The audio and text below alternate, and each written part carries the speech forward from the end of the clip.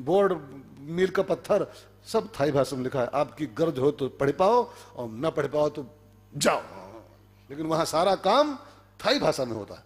और हमारे यहाँ उधार का जीवन जी रहे हैं। मैं तो कहूँ हिंदुस्तान में हर काम, ऑफिस का हर काम, हर ऑफिस में काम हिंदी में होना चाहिए। कंप्यूटर, लैपटॉप सब हिंदी में होने चाहिए।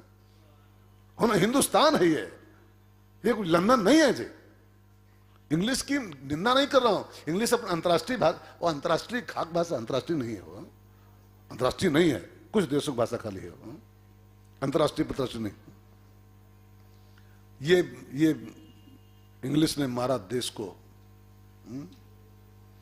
अब आज बच्चों को अगर कह दो ये इंग्लिश मीडियम से, चक्की पर आटा परा उठाए लाओ जाए, मौत होती है मौत। हम आटा उठावे जाएंगे, हम आटा। ये इंग्लिश मीडियम का प्रभाव है, इसका प्रभाव है।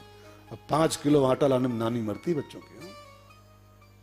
पांव छूने में मौत होती है, पांव छूने में, बड़े दबाव में, बड़े कहने पर मम्मी पापा पांव भले छू लेते हो कहीं नए साल पर वो भी 1 जनवरी को, मम्मी नया सा हैप्पी न्यू ईयर, और वो भी कहेंगे 500 रुपया लाओ। पांव छुआए 500 रुपया लाओ, पूरे पांव छुए हैं। अब इसको क्या मानोगे? हिंदुस्तान आगे बढ़ रहा है। जिन बच्चों को अपने माता पिता और बड़ों को प्रणाम करने में संकोच हो, हिंदुस्तान आगे बढ़ा, हिंदुस्तान गड्ढे में गया। जिन बच्चों को चक्की से आटा लाना मुश्किल पड़े, वो हिंदुस्तान आगे बढ़ रहा है, गड्ढे में जा रहा है। भाई बहनों, आजकल पैंट सूट पहने उसको कहते हैं ये जेंटलमैन है, और धोती कुर्ता वाला कहीं दिखाई पड़ जाए, बैकवर्ड है ये। धोती कुर्ता पे बैकवर्ड है। अब सोचिए यही दुष्प्रभाव है इस शिक्षा का, कि धोती कुर्ता वाले को आज का समाज बैकवर्ड कह रहा है, जबकि सच्चाई क्या है कि धोती कुर्ता ही हिंदुस्तान का वेस्ट ड्रेस है, धोती कुर्ता ही यहां की वेशभूषा है। अब उसको हम लोगों ने बैकवर्ड कहना शुरू कर दिया। अब कहें हिंदुस्तान आगे बढ़ रहा है, आगे खाक बढ़ रहा है, हिंदुस्तान बैक हो रहा है, जा रहा है पीछे। हमारे यहां गुरुकुल थे पहले, जहां खाली पढ़ाई नहीं, जहां पर कढ़ाई होती थी इंसान की, उसको हिंदुस्तानी बनाया जाता था गढ़ गढ़ करके। हिंदुस्तान का बच्चा ऐसा होना चाहिए, हिंदुस्तान का युवा ऐसा होना चाहिए। भाई बहनों, लेकिन जानते हैं हिंदुस्तान के गुरुकुलों पर चलाए गए हैं बुलडोजर। आपको याद है इतिहास? नहीं याद है? हमारे गुरुकुल फूके गए थे 6-6 महीना, नालंदा वगैरह खाली किताबें जली थी उसकी 6-6 महीने तक, बुलडोजरों भेज करके, और हमारे गुरुकुल सब तोड़ दिए गए थे। ये दुष्प्रभाव हिंदुस्तान में लगाया गया था कि कैसे कैसे यहाँ की शिक्षा पद्धति नष्ट की जाए। पहले जो संस्कारवान शिक्षा लोग पढ़ रहे हैं, खाली बेल बॉटम वाली शिक्षा पढ़ेंगे, पेंट सूट वाली।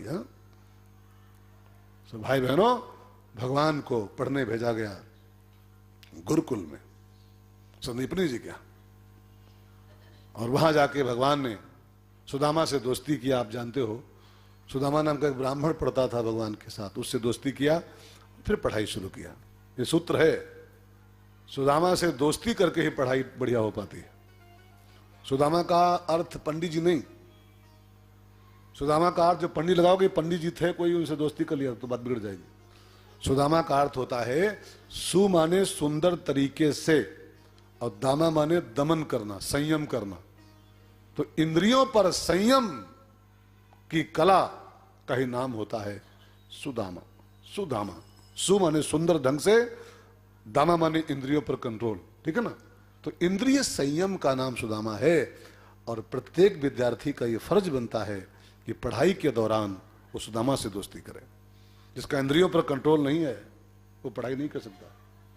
वो डिग्री भले कहीं से हासिल कर ले, विद्यार्थी नहीं हो सकता है।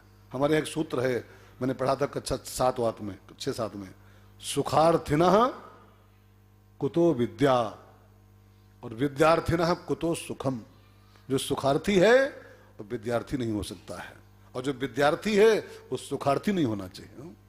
सुखार्थिनः कुतो विद्या, सुखार्थी कहीं डिग्री भले मोल ले आए, बीटेक को यमटेक, आजकल डिग्रियां सब मोल मिल रही हैं यार। पैसा फेंको, तमाशा देखो। आपके पैसा आप 2 अक्षर न पढ़े हो, बीटेक की डिग्री तुम्हारे घर आ जाएगी। बीटेक की डिग्री आ रही, आती हैं, घर बैठे डाक से आती हैं, कोरियर से आती हैं, ना कभी स्कूल जाना ना परीक्षा देना। कई स्कूल यही खाली काम कर रहे हैं, यही काम केवल बस। वो राज को राज रहने दो, कई स्कूल यही काम खाली कर रहे हैं। पैसा भेज दो खाते में उनके, और स्कूल जाए चूल्हे में, तुम्हारे घर डिग्री आ जाएगी डाक से, ले बीटेक ले, चाटो बीटेक को बैठ करके, एमटेक चाटो।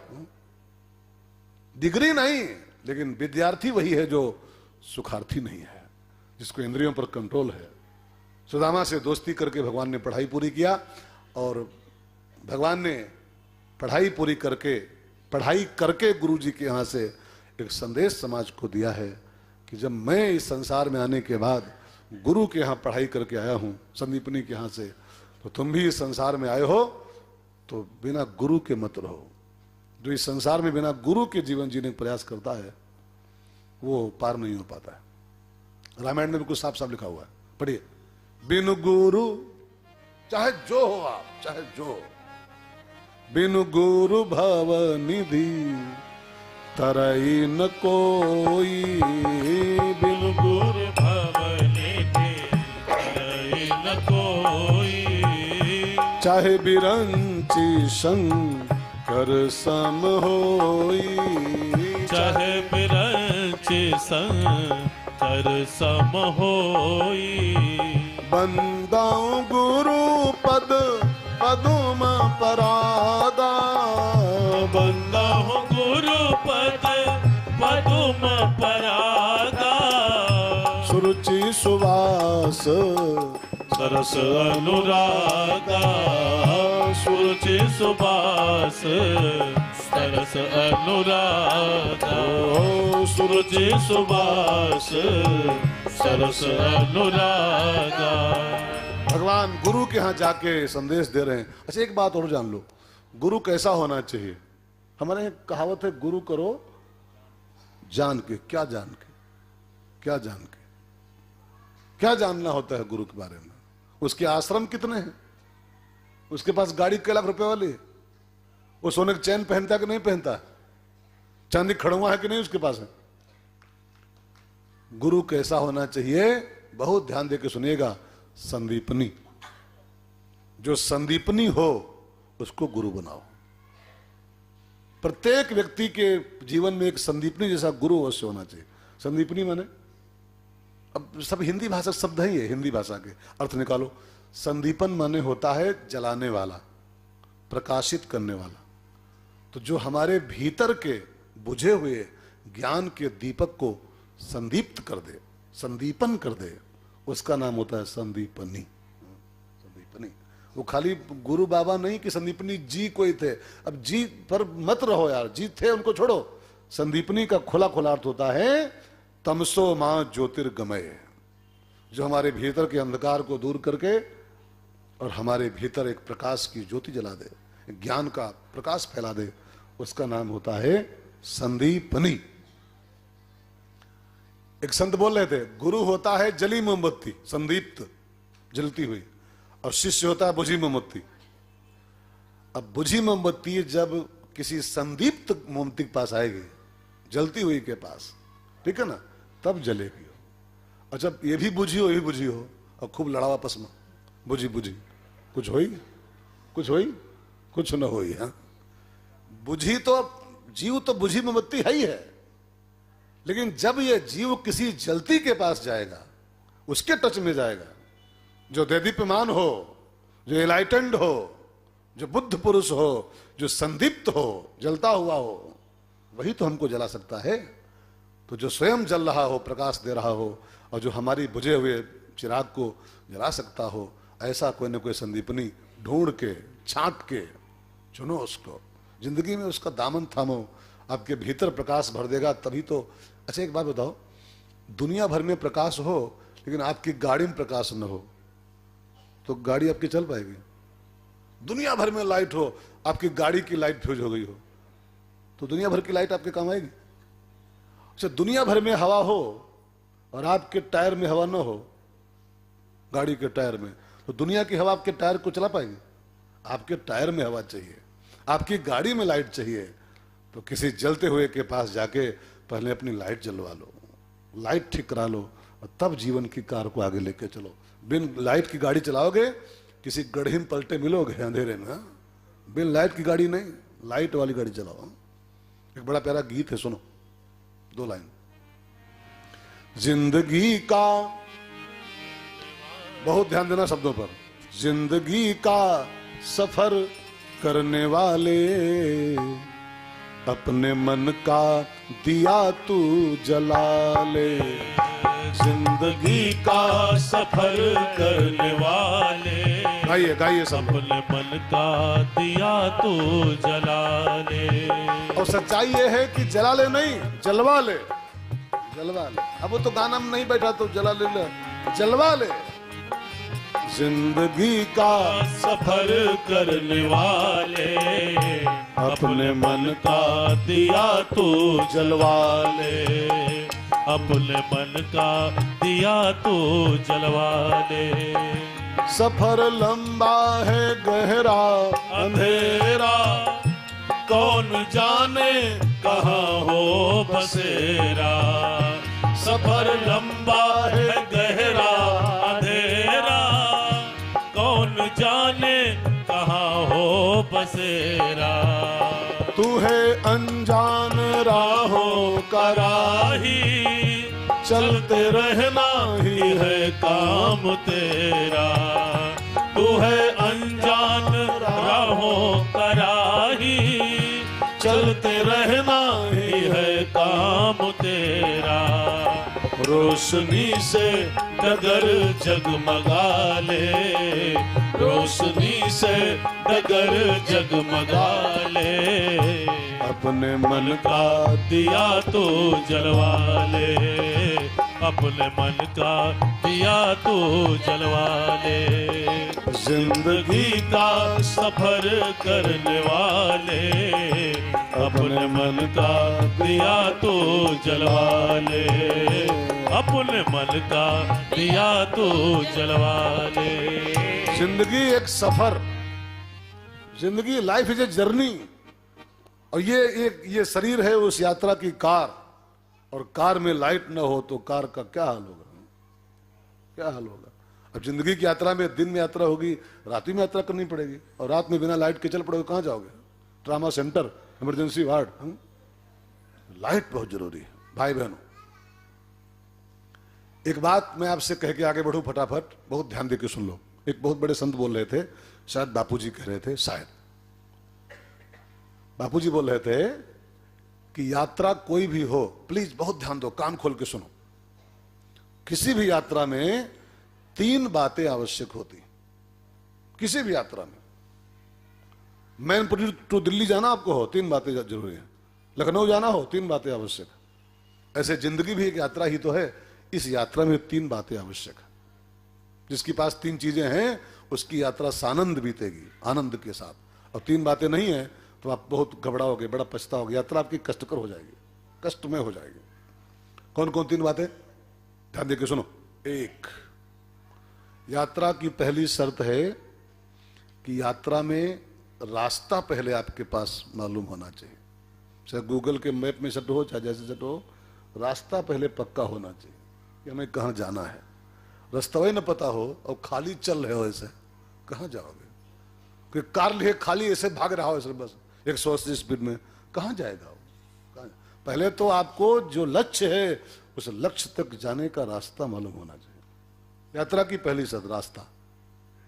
रास्ते न होए, रोडें न होए, रोड टूटी होए तो कैसे जा पाओगे? ठीक है, रास्ता। दूसरी चीज चाहिए यात्रा में, लाइट। लाइट नहीं होगी तो आपकी गाड़ी फिर जा नहीं पाएगी, ठीक है। और तीसरी जो शर्त है यात्रा की वो है कम सामान। कम सामान।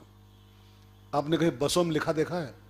बसों में कम सामान नहीं पढ़ा कभी?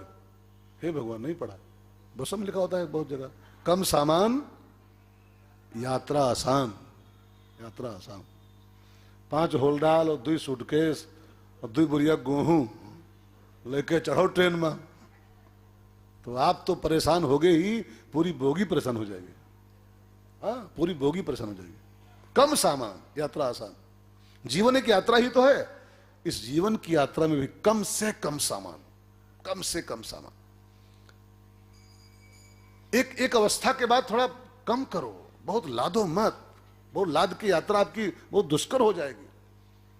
अभी बंसल साहब से बोल रहे रास्ते में, मैं जब आ रहा था चाय पी करके, तो बोले महाराज जी इधर कुछ 2-4 वर्षों से सब मन हट रहा है, हट रहा है जी में आता है, सब बच्चों संभालें, अब हम खाली मौज करें, हाँ? राम राम करें खाली। अच्छा लगा सुन करके, हमको अच्छा लगा।